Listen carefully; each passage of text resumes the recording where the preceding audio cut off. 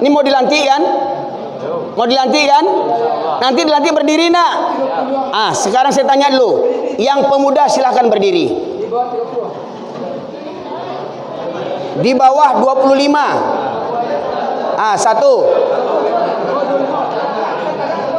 Yuk. Mana? Ayo, enggak usah malu. Tunjukkan kau pemuda. Ya. Oke. Ini ingat, pemuda pelopor masjid. Pemuda pelopor masjid. Inilah dia pemuda-pemuda harapan kita ini. Ya. Ini calon-calon menantu nih, Bu. Pak, kau calon-calon menantu kok. Pemudi, ini calon-calon suami nih. Ya. Oke, siap? Oke, siap? Yang tadi tidak sholat subuh, silahkan duduk. Yang tadi tidak sholat subuh, jujur, silahkan duduk.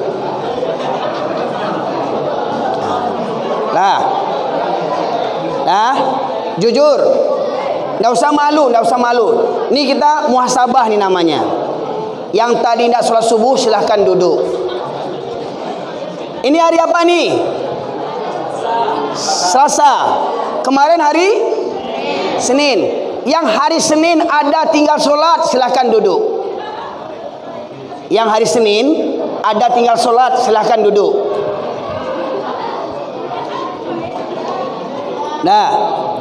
Dua. Yang selama seminggu ada tinggal sholat, silahkan duduk. Yang selama sepekan ada tinggal sholat, silahkan duduk. Yang selama sebulan ada tinggal sholat, silahkan duduk. Berarti halangannya sebulan sekali nih datang bulannya. Paslah datang bulan kan, sebulan sekali. Baik. Udah mulai kurang jumlahnya. Ya. Yang rutin ke masjid 5 waktu, yang tak rutin silahkan duduk.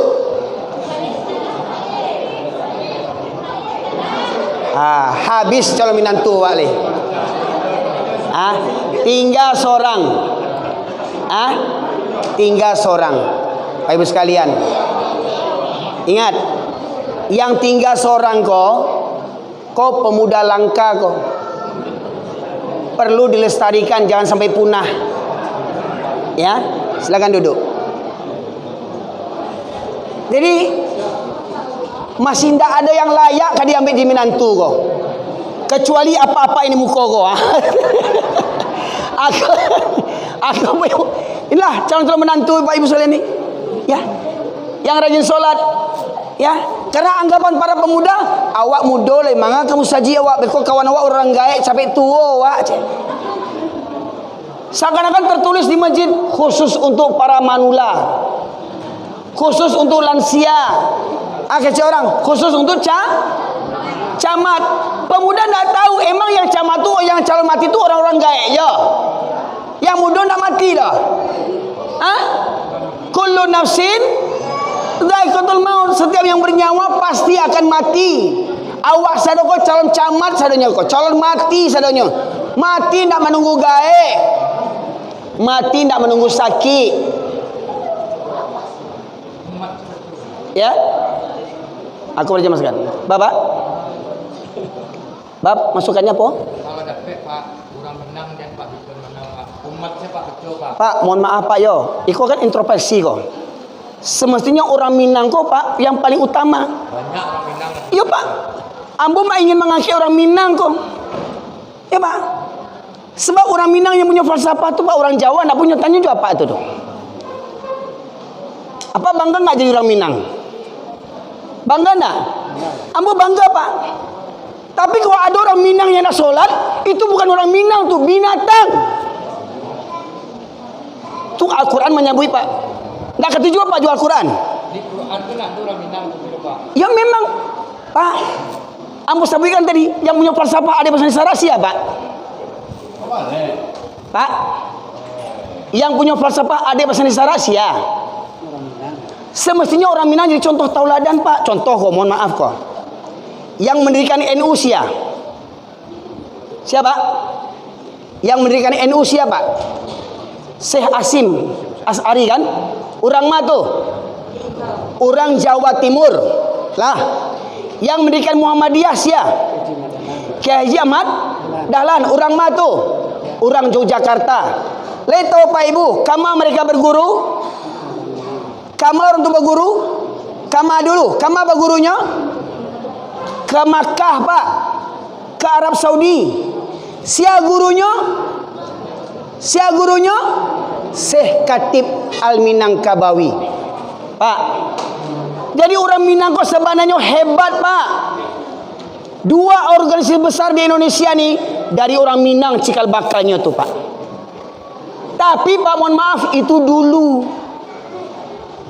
Amos sabi orang Minang Pak, jangan sampai ada orang Minang yang tak solat. Jangan mengaku orang Minang jolai. Binatang kata Allah Tua.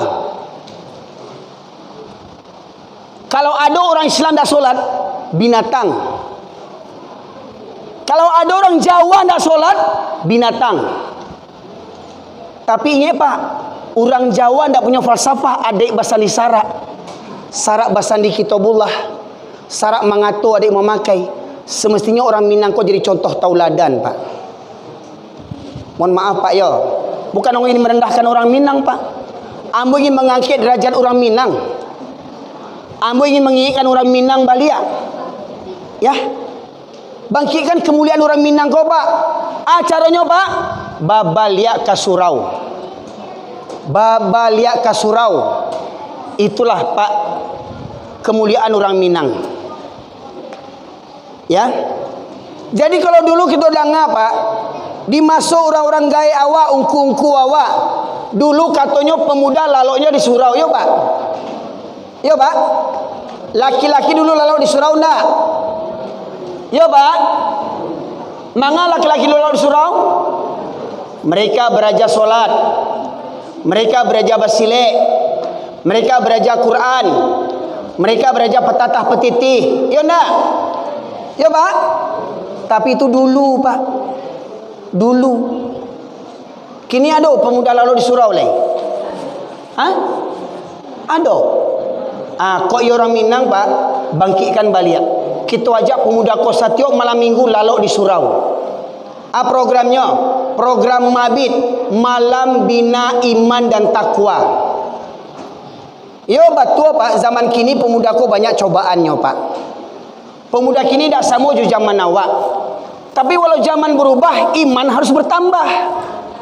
Bah caranya, ingin balik, rangkul balik pemuda tu balik ke surau. Pemuda orang Minang. Pak. Jadi mohon maaf Pak, ambo menyebut Minang tu supaya awak tengok diri awak sendiri Pak. Tak layak kalau ada orang Minang solat bila takana Pak. Tak layak orang Minang Pak. Tak layak disebut orang Minang tu. Sebab dari ketek semestinya kita wajar nak kita solat Pak 5 waktu tu. Ya. Memang banyak orang protes di YouTube kambo. Hey, Ustaz Erwin, jangan sabut orang Minang jual Ya. Aku ndak campaan falsafah Minang tu Pak. Campaan falsafah Minang tu.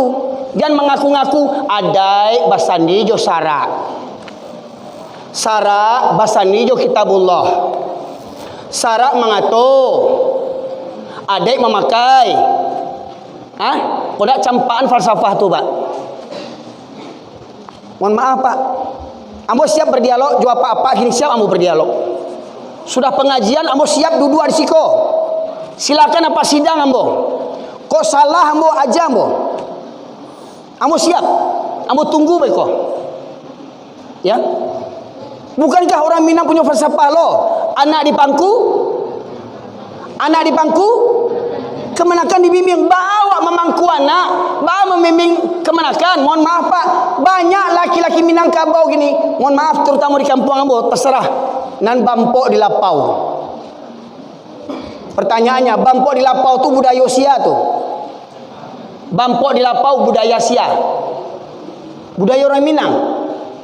Yang tahu budaya orang Cino Kapi ya. Cino kapi di mana dia kedai kopi bampok orang tu jual batu koa. Cek. Dan kedua Pak, mohon maaf Pak.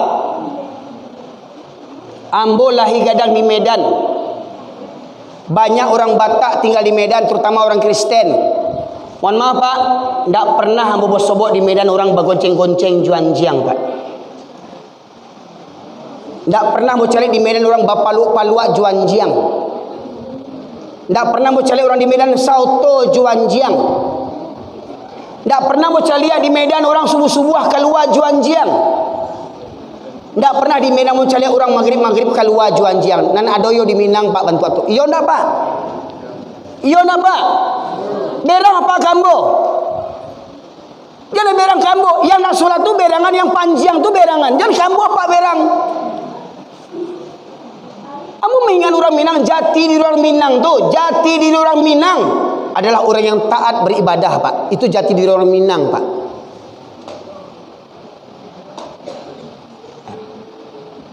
Makanya ambo minta anak ambo mau Quran tadi kuah.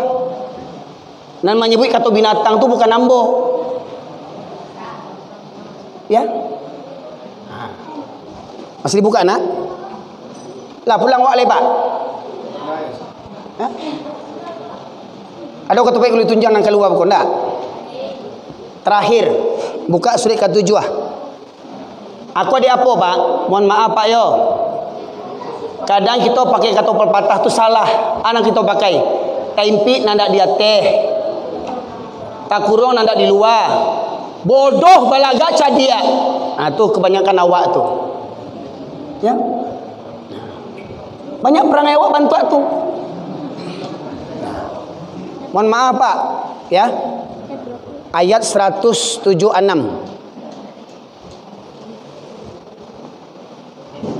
Mohon maaf Pak, ambo sabui orang Minang karena orang Minang yang cuma punya falsafah tu Pak. Maknanya apa? Supaya orang Minang bangkit ke jati dirinya balik Pak. Bangkit ke asalnya samulanya. Ya, orang yang siap, orang yang taat bagamu. Ah kita dengar. Terjemahan terakhir Pak. Bu, tolong buka hati. Kau ada sakit hati mendengar Quran kau, atau bukan manusia itu. Kita dengar balik. Terjemahannya saja bacakan. Dan sekiranya kami menghendaki, niscaya kami tinggikan derajatnya dengan ayat-ayat itu. Tunggu. Dan kalau kami menghendaki, kata Allah, kalau Allah ingin meninggikan derajat kita, maka Allah pahamkan kita dengan ayat-ayat Al-Quran. Paham Al-Quran, diamalkan. Lanjut. Tetapi dia cenderung kepada dunia Lah jaleh tak pandai baca Quran, tak namuah beraja. Lah jadi ayah orang tak pandai juga baca Quran lai. Lah jadi pemuda tak pandai baca Quran lai. Penelitian Kementerian Agama 70% orang Islam tak pandai baca Quran. Itu Kemenak Pak. 70% orang Minang, orang Indonesia, orang Islam di Indonesia tak pandai baca Quran. 70% lebih orang Islam tak pandai baca Quran.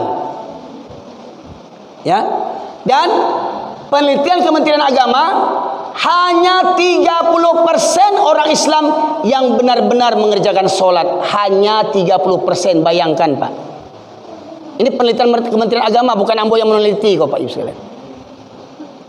Jadi mereka tu disuruh memahami Al-Quran, tak namuah, cenderung kepada dunia dan mengikuti keinginannya yang rendah. Dan mengikuti keinginan dan hawa nafsunya yang rendah. Maka perumpamaannya seperti anjing. Seperti apa nak? Anjing. Yang keras. Itu Quran dibaca kan? Anjing. Seperti anjing. Pak, kata anjing dalam Al-Quran perlu dirubah Pak katanya Pak. Kasabana kata anjing tu rubah jawawa dia-nya. Boleh Pak Quran dirubah kata anjing jadi wawau? Boleh Pak? Tersinggung awak? Yang tersinggung tu anjing tu. Kok firman Allah Pak? Famathalu kamathalil kalbi. Oh, yo kareh kaji Ustaz Komah. Ya. Bukan kaji ko yang kareh Pak. hati awak tu yang kareh. Maka ambo minta anak ambo ko membacuan Pak. Ya, Pak. Kau Quran Pak. Titik jo ndak boleh kurang, ndak boleh balabiah titik tu. Baris atas jangan ganti jo baris bawah. Haram hukumnya Pak. Terjemahan kata Allah, famasalu kamasalil kalbi. Kalbi bahasa Arabnya itu anjing artinya. Jangan dirubah menjadi waw. Enggak mengerti orang Arab waw itu huruf waw. Anjing kata Allah sabui anjing. Siapa yang anjing tu?